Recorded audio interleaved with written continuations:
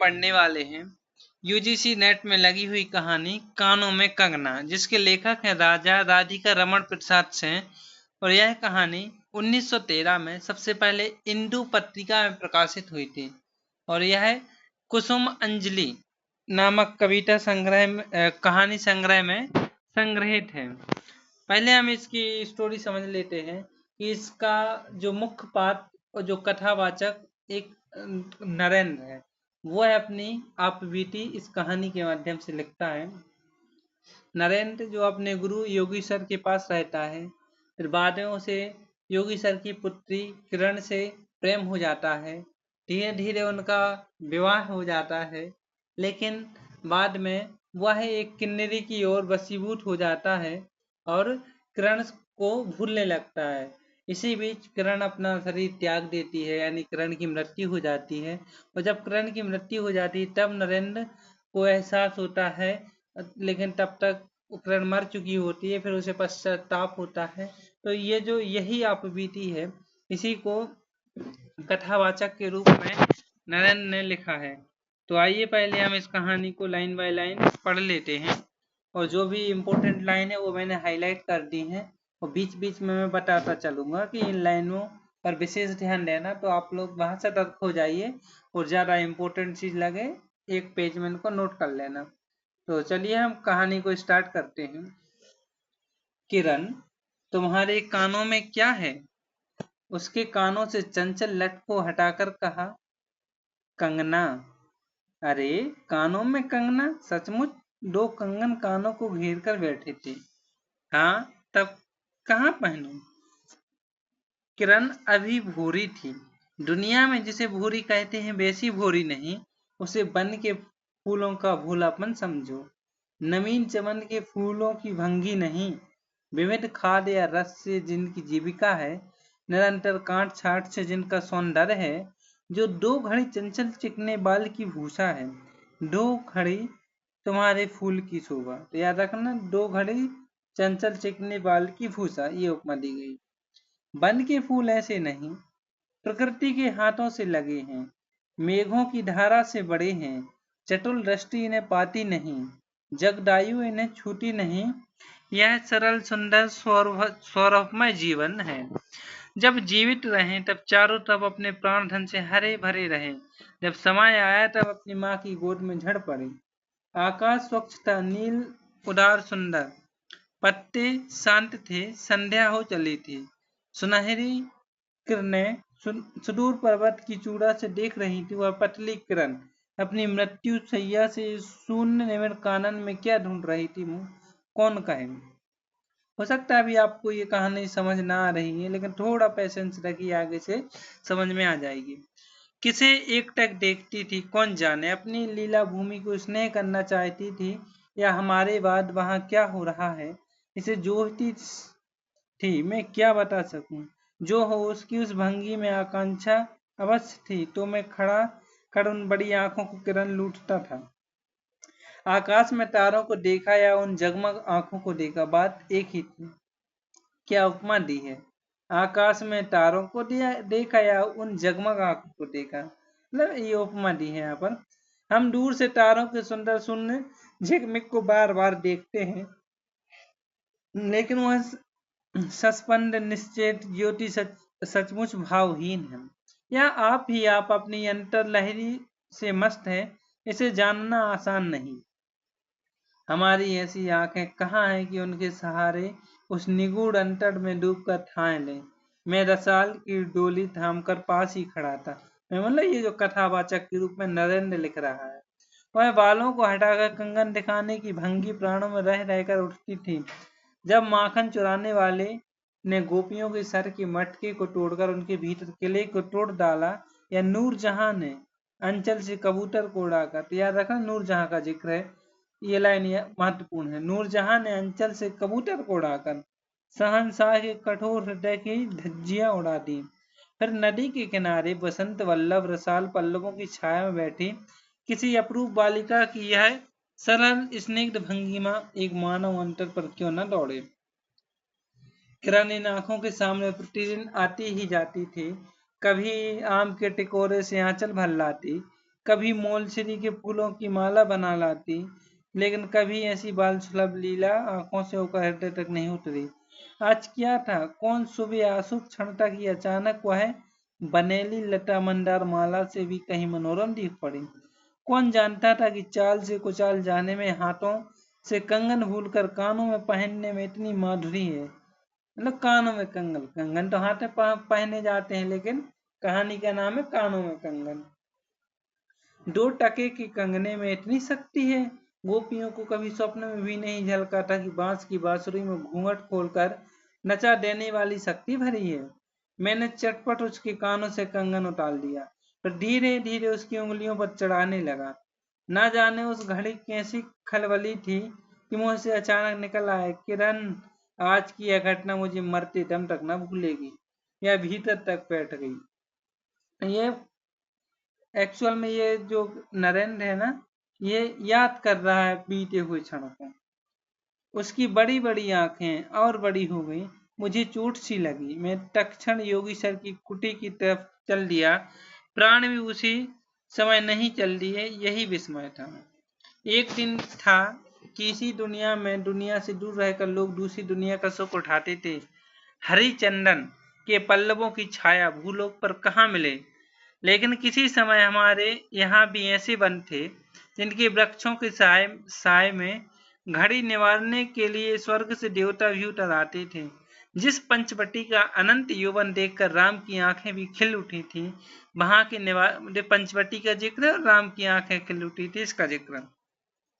वहां के निवासियों ने कभी अमरतरु के फूलों की माला नहीं चाही। मैं मंदाकिनी के छींटों की शीतलता नहीं ढूंढी। नंदवन का सानी कहीं बन भी था।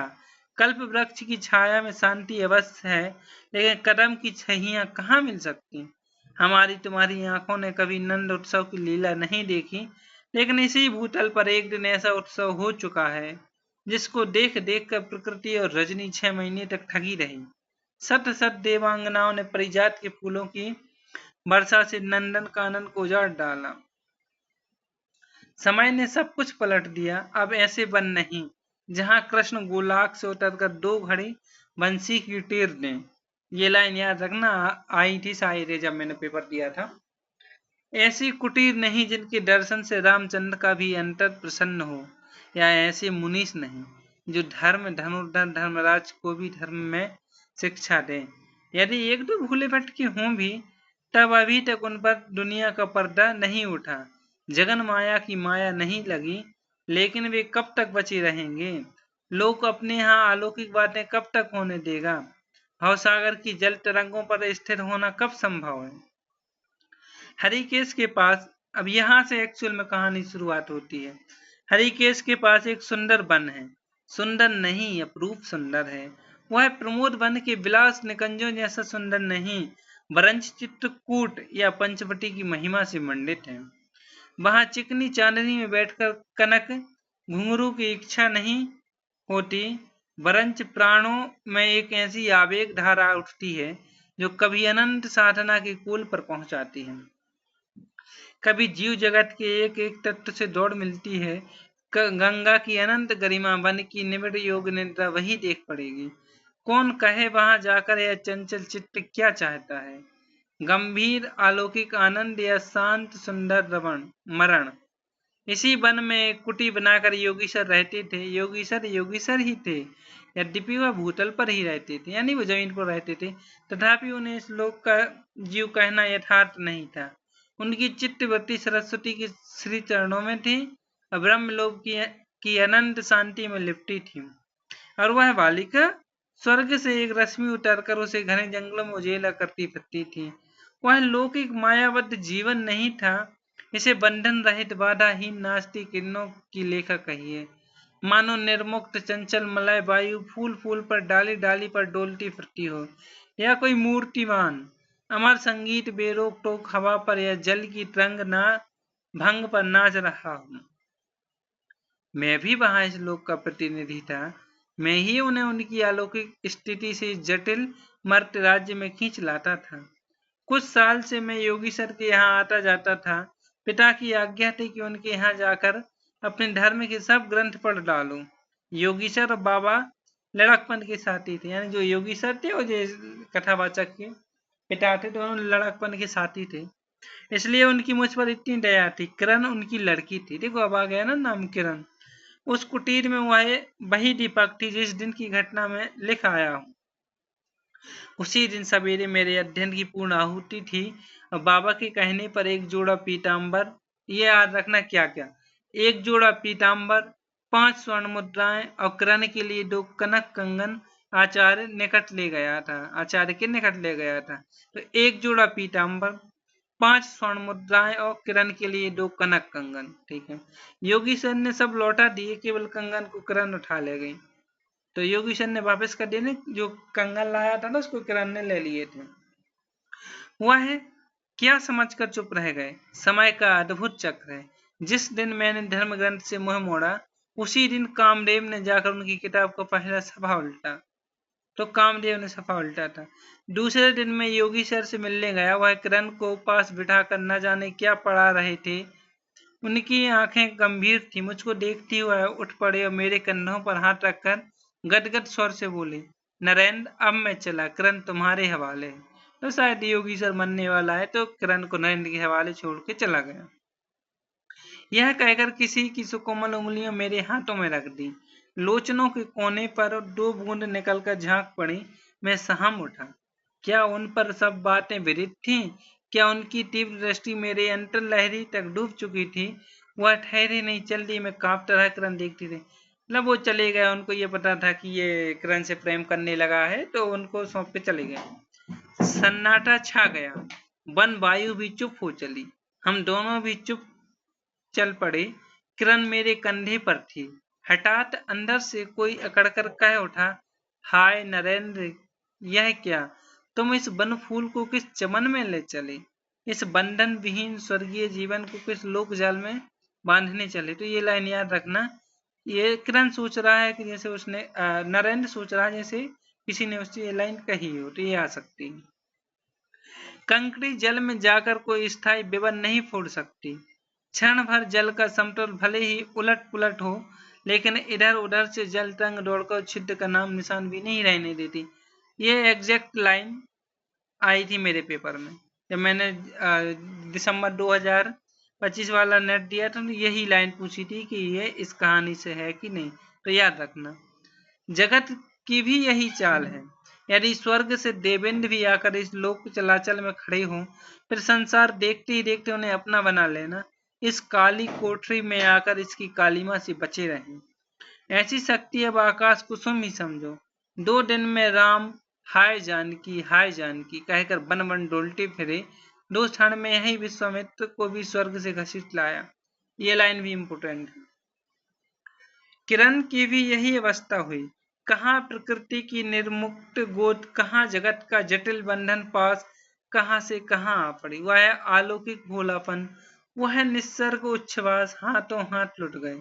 उस वन फूल की विमल कांति लौकिक चमन की मायावी मनोहारिता में परिणत हुई। अब आंखें उठाकर आकाश से नीरव बातचीत करने का अवसर कहाँ से मिले? मलय वायु से मिलकर मलयाचल के फूलों की पूछताछ क्यों करो?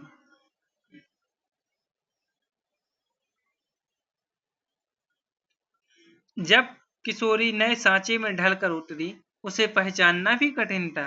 अब वह लाल चोली, हरी साड़ी पहन, सर पर सिंदूर रेखा सजती और हाथों के कंगन, कानों की बाली, गले की कंठी और कमर की करधनी दिन दिन उसकी चित्त को नचाए मारती थी। जब कभी वह सज धज कर चांदनी में कोठे पर उठती और बसंत वायु उसकी आंचल से मोतियों की लपट लाकर मेरे बरामदे में भर देता, फिर किसी मतवाली माधुरी या तीव्र मर्यादा के नशे में मेरा मस्तिष्क घूम जाता। मैं चटपट अपना प्रेम चीतकार फूलदार रंगीन चिट्ठी में भरकर जूही के हाथ ऊपर भिजवाता या बाजार से दौड़कर, तो यह जूही का जिक्र है, शायद उनकी सेविका हो सकती है, कहने या विलायती चूड़ी खरीद लाता। लेकिन जो हो, अब भी कभी कभी उसके प्रफुल्ल बदन पर उस आलोक की छटा पूर्व जन्म की सुख स्मृति बच चली आती थी और आंखें उसी जीवंत सुंदर झिकमिक का नाच दिखाती थी। जब अंतर प्रसन्न था, फिर बाहरी चेष्टा पर प्रतिबिंब क्यों ना पड़े। यही हो कि 1-2 साल मुरादाबाद में कट गए। तो 2 साल कहाँ कटे थे? मुरादाबाद में। तो याद रखने से मुरादाबाद का जिक्र है। एक दिन मोहन के यहाँ नाच देखने गया था। नरेंद्र कह रहा है कि एक दिन मोहन के यहाँ नाच देखने गया था, वही किन्नरी से आंखें मिली। तो किन्नरी से आंखें कब मिली थी? जब वह मोहन के यहाँ नाच देखने गया था। मिली क्या? लीन हो गई। नवीन यौवन, कोकिल कंठा, चतुर चंचल चेष्टा, मायावी चमक। अब चित्त को जलाने के लिए और क्या चाहिए?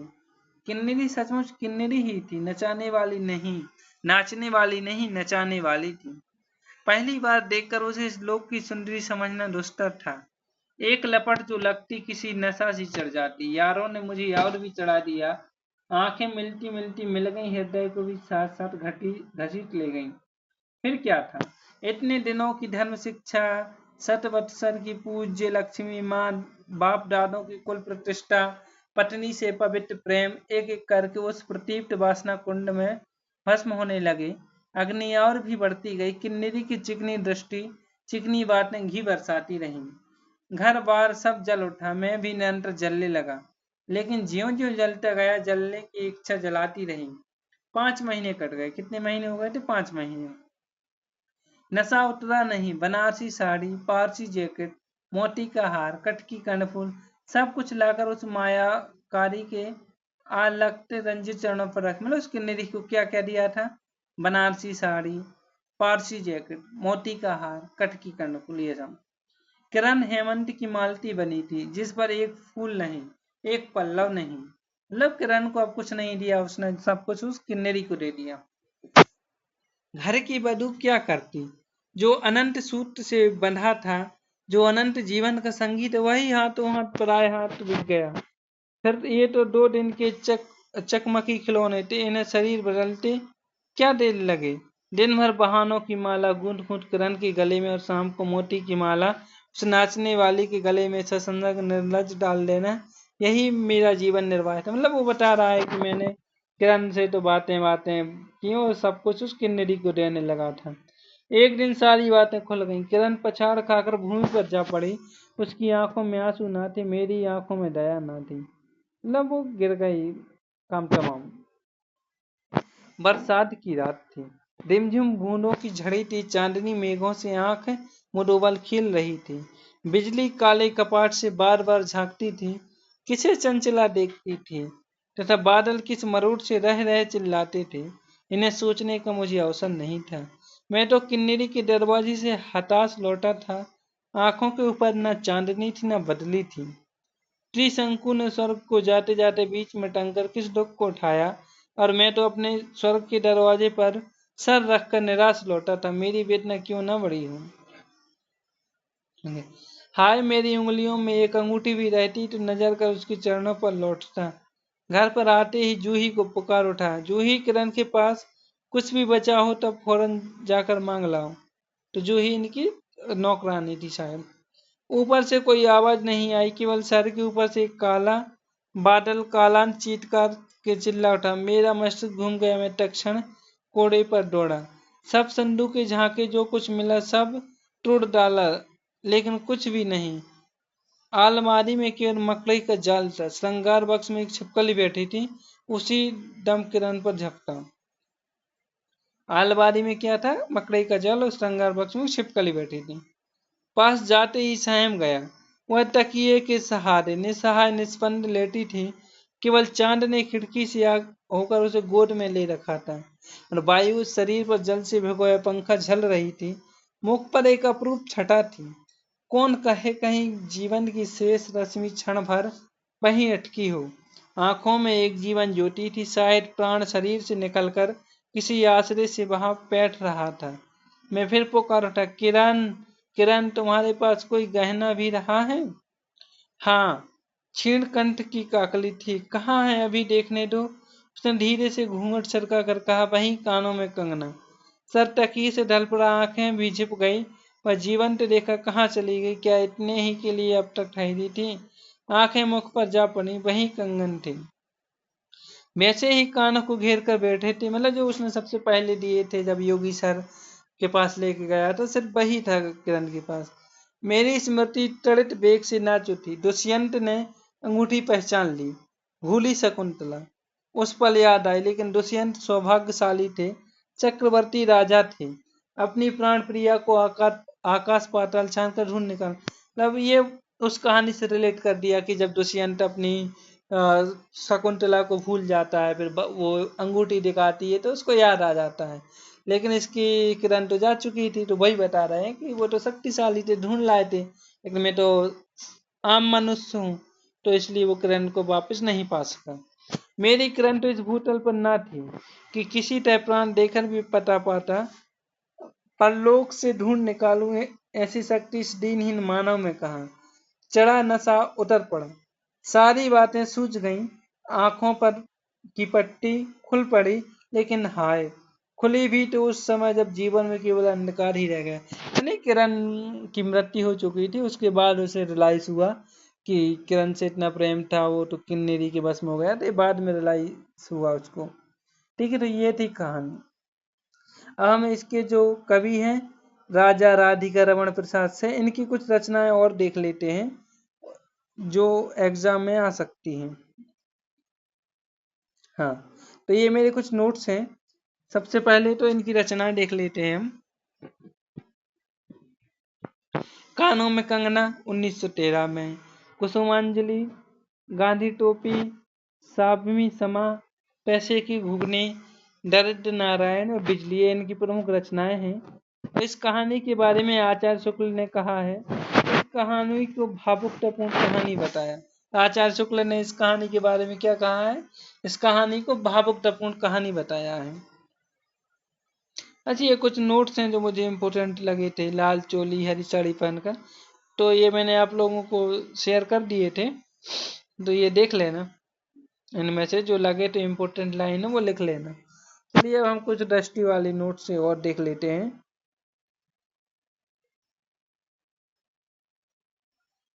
हाँ, ये मैं बता चुका हूँ कि ये कुसुमांजलि कहानी संग्रह में प्रकाशित और हिंदू पत्रिका में प्रकाशित हुई थी।